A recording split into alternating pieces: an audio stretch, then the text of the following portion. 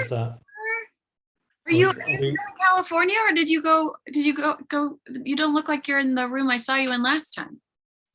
Yeah, same room, but it's been painted. It was white shells before, now it's green. Yes, it looks so nice. You look so regal.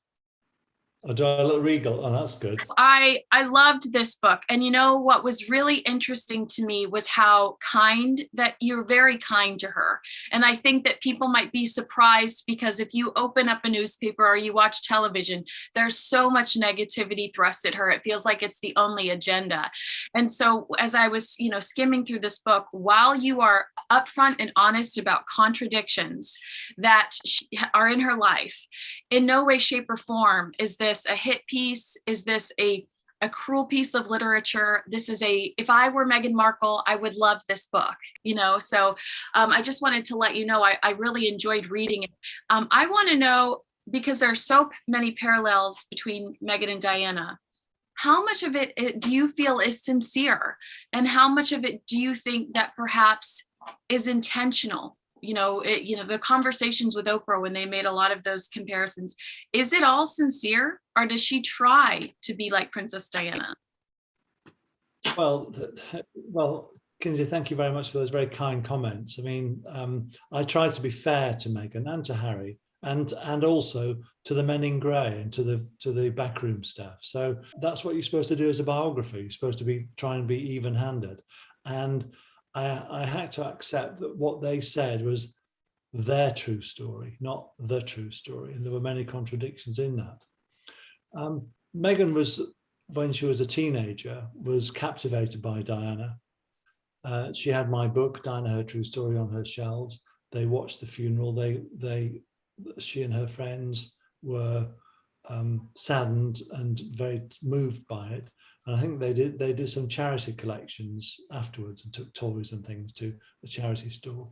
And one of her friends said that, she always wanted to be Diana 2.0. Whereas I've always argued that she wanted to be Meghan 1.0. That is to say, she wanted to be herself, not a reflection of somebody else. And there are significant differences between Diana and Meghan, especially growing up.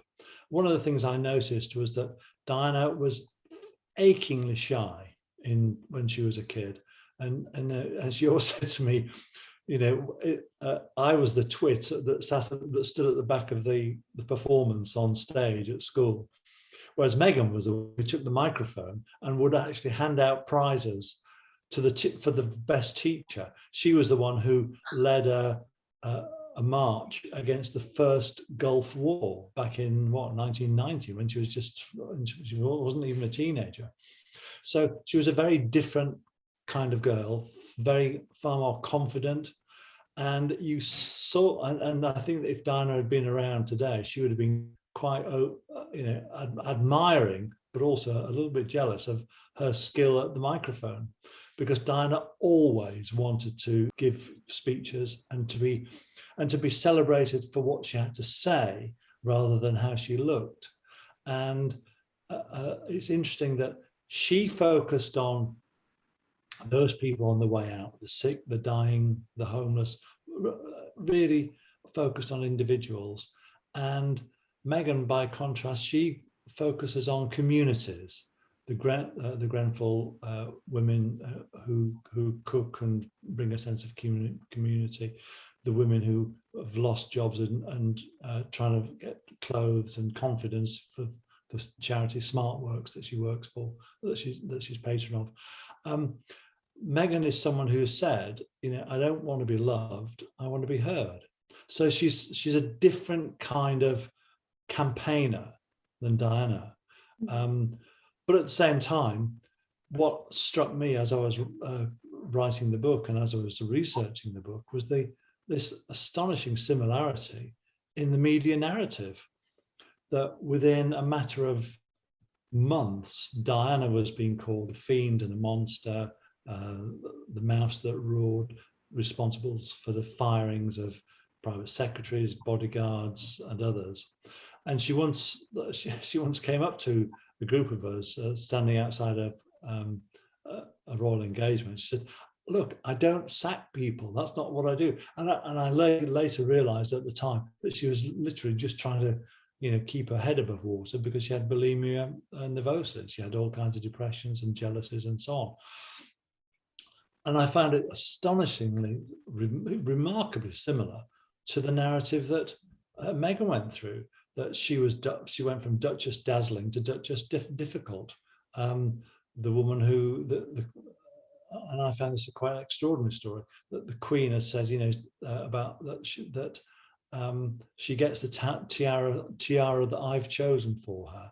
Yeah. And so, that narrative began where she changed from this girl who walked down the aisle at St George's Chapel at Windsor on that wonderful day in May, and it was a glorious moment.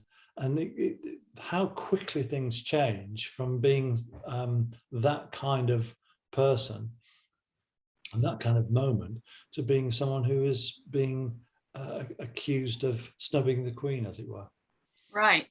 Yeah, and I'm glad you said that, and I'm glad you write about that in the book, because we remember Princess Diana as like the second coming of Mother Teresa. We don't even think about all the negative press anymore. We just remember her as a saint.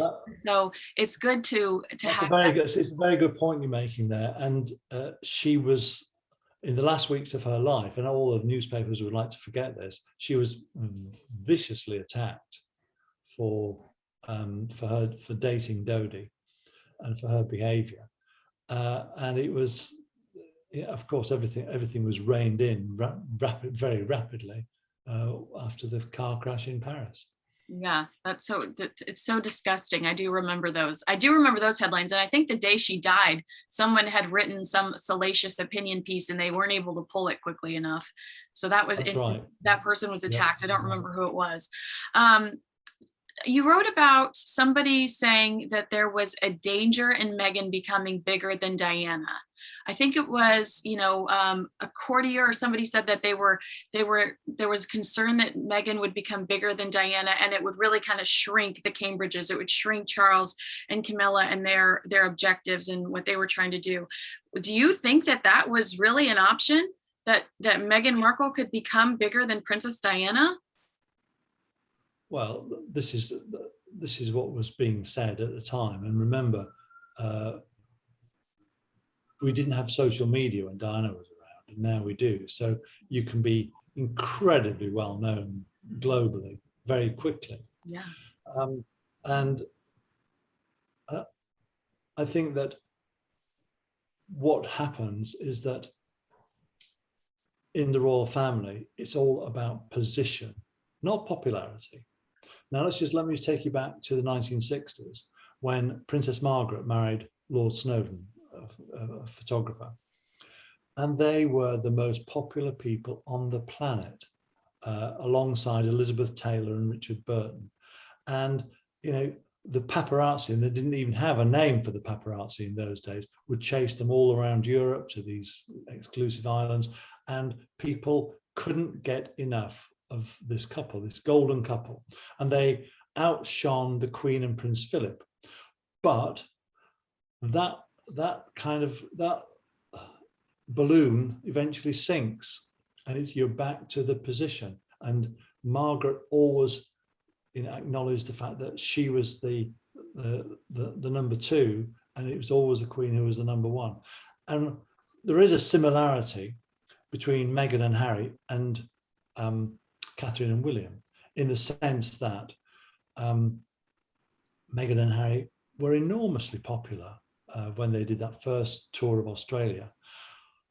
But as the Queen, if she sat them down, would remind them, when she did her first tour of Australia in 1954, the crowds were astonishingly big. And I remember when I did the first tour of Diana and Charles in 1983, well over 1 million people turn out to see them. But the second time and the third time, not quite so many. And so there was obviously, when Meghan and Harry came back from Australia on a high and thought that, they were the golden couple. Yes, they were, but that only lasts for so long. I mean, in 10 years' time, when Meghan's 50, would as many people turn out to see them?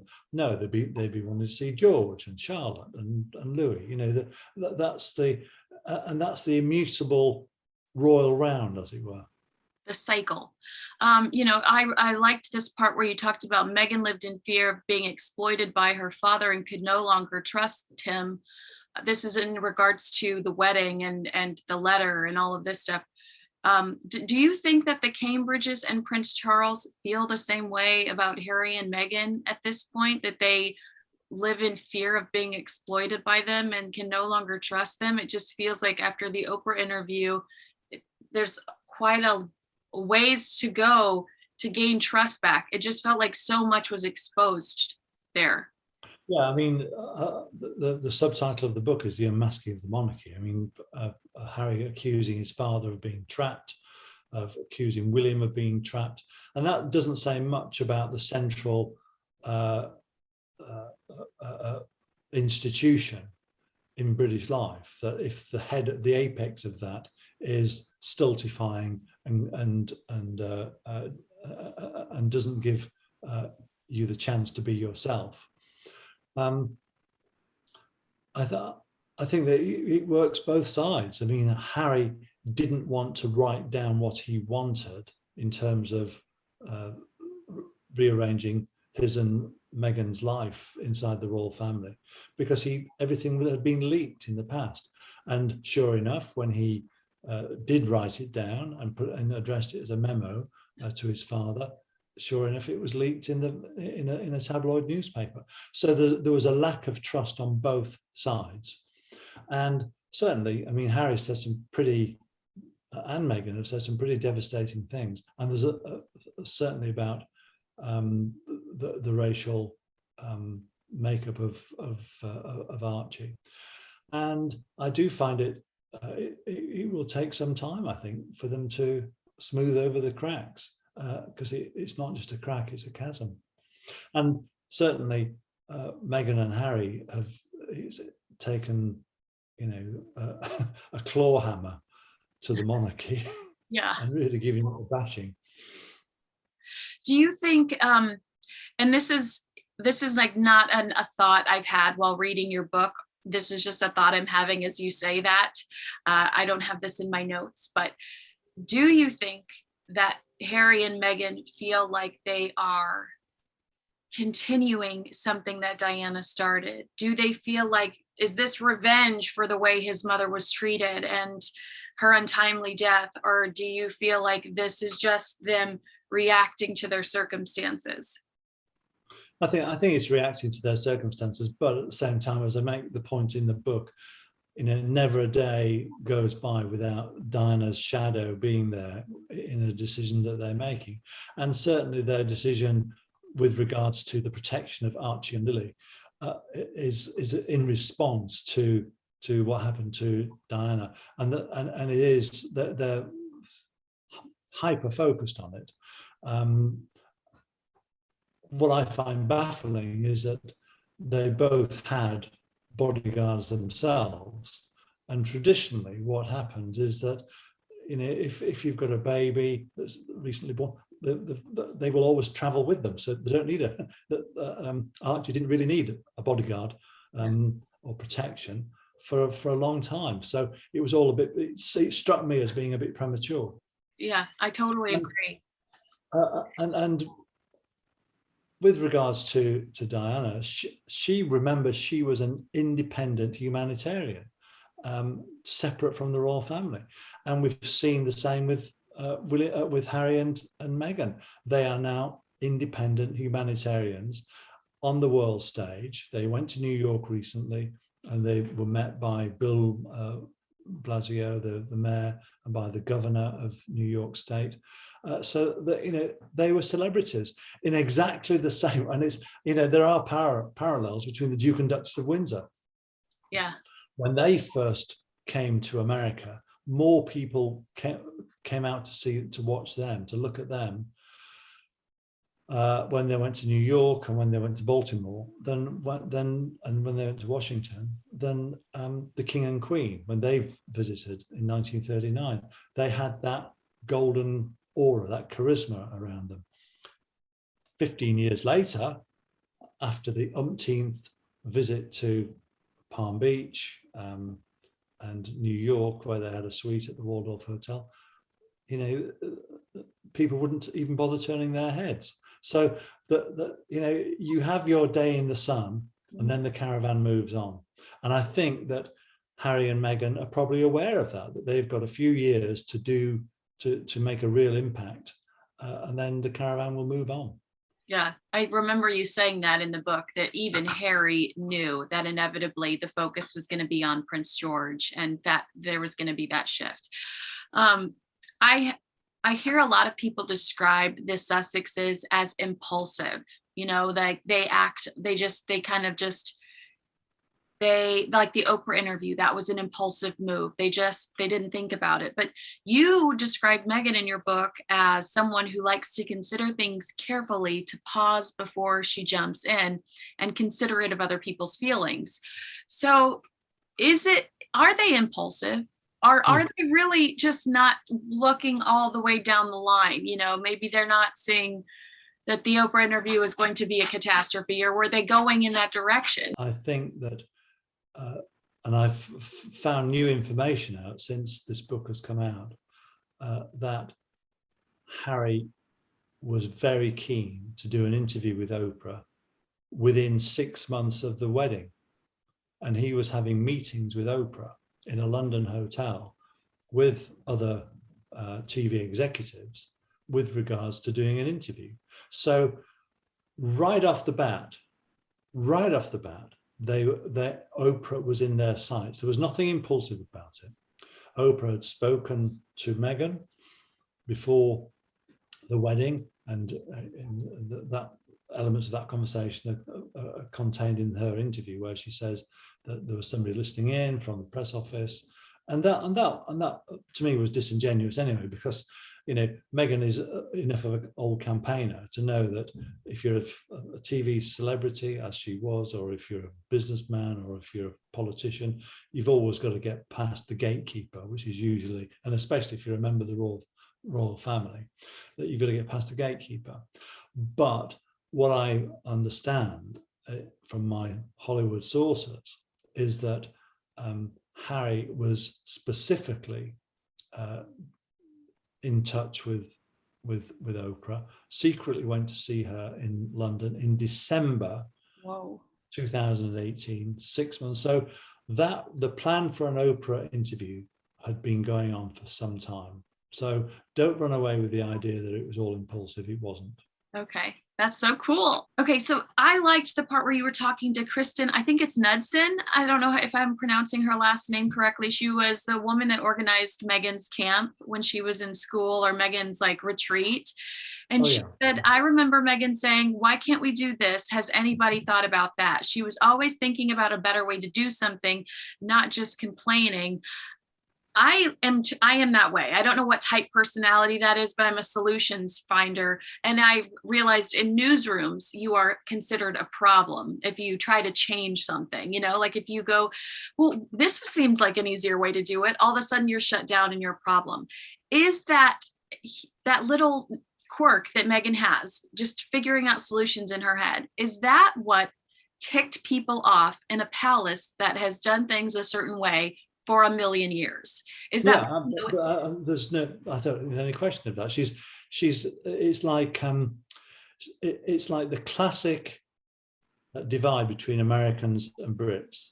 The Americans, like Steve McQueen in The Great Escape, it's individual rule breaking, snubbing of authority. Well, Meghan's in that kind of American tradition, and the British hierarchical, class-driven, rather stuffy. So that caricature is there. And the reason why the palace do it in a certain way, because they've been doing it like that for years. Obviously, some of it can be remedied, but at the same time, the reason why they do it in a certain way is because that's the way it works. And the one thing you've got to realize when you enter the royal family, it ain't a sprint. And Meghan thought it was a sprint, and it's not. It's a marathon. In fact, it's an ultra marathon, and you've got to be steady. And you're going to have ups, you're going to have downs. They had some great ups and they had a lot of downs, and then they whizzed off.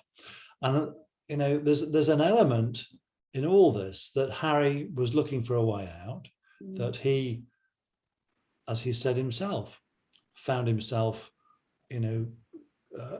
sweating and panicked every time he saw cameras, and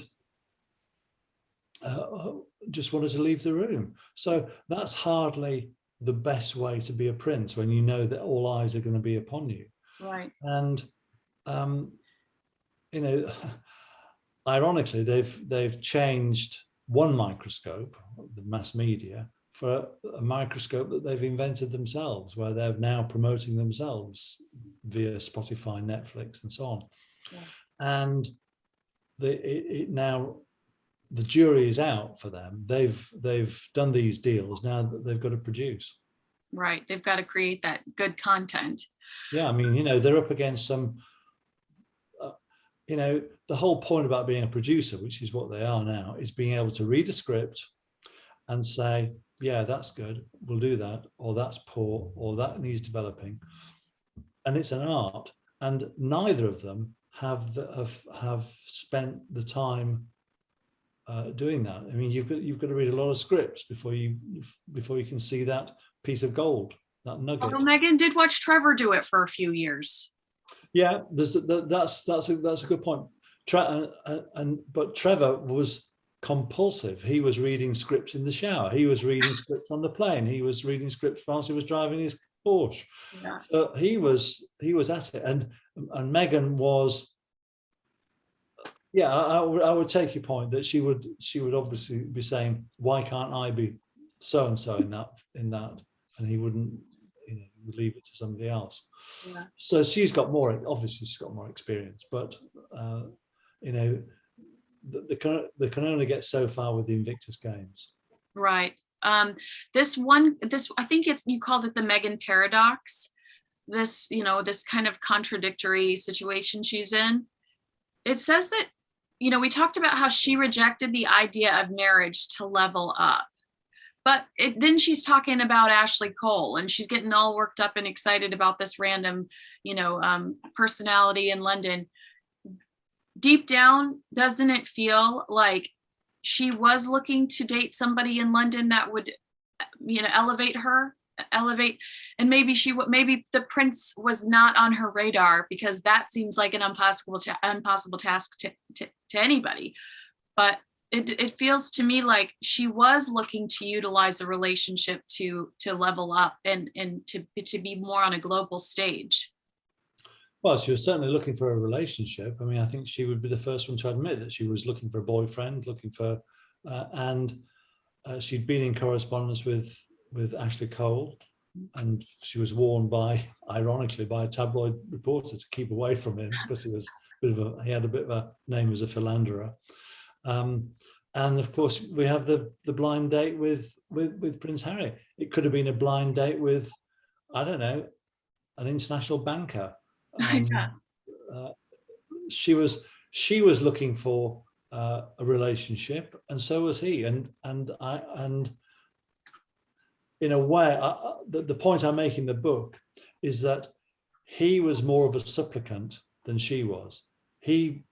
Because he realized how difficult it was, even if a woman liked him, his personality and so on, would they be able to stick the scrutiny, the protocol, the life of being a member of the royal family? Because it's not just a gig that you fall into. It's a genuine life change. Yeah. And he'd had several girlfriends, Chelsea Davy and others, who just didn't want to know. And it was also the same was true of his father. Prince Charles had asked numerous women to marry him, and also thanks but no thanks, I'd rather not be queen. Because we live in a different world, where in the past you would sacrifice your life for duty on the altar of monarchy or the aristocracy. Now women want to live their one chance at life themselves. They don't want to sacrifice their lives. Fergie didn't want to do it. Diana didn't want to do it. I had a question. I've got to ring somebody in 1 minute. Okay, can I just ask you really quickly? Do we know when Meghan went from Meghan or from Rachel to Meghan? When or why she changed her name? It's a question I've never answered. I'd like to know that. Why does she call herself Meghan and not Rachel? Yeah. Because nobody's ever called. I mean, she was called Flower, Bud, Meg as a kid. I mean, I don't know. Maybe she just didn't like the name. All right. Thank you for your time today. You're my favorite author in the world. Thank you very much. See you in a few weeks. Bye. Look it up on the email, on the internet. Okay. All right, take care. Bye-bye. I'll call before next time and not just show up in Pasadena. Bye. Bye.